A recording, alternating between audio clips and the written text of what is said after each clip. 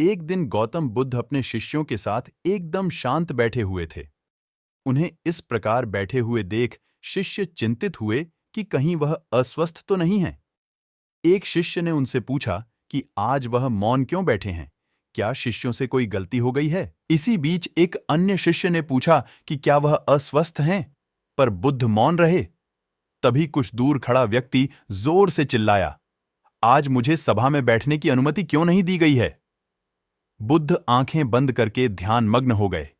वह इसी बीच एक उदार शिष्य ने उसका पक्ष लेते हुए कहा कि उसे सभा में आने की अनुमति प्रदान की जाए। बुद्ध ने आंखें खोलीं और बोले, नहीं, वह अछूत है, उसे आज्ञा नहीं दी जा सकती। यह सुनकर शिष्यों को बड़ा आश्चर्य हुआ। बुद्ध उनके मन का भाव समझ गए और बोले, हाँ, वह अछूत है।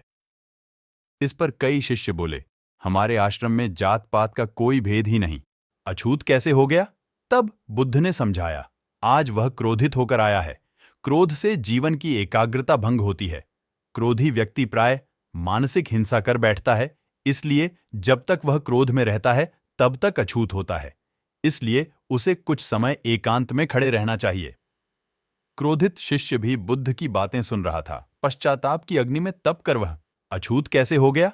तब बुद्ध ने समझाया, आज वह क्रोधित होकर आया है। क्रोध से जीवन की एकाग्रता भंग होती है।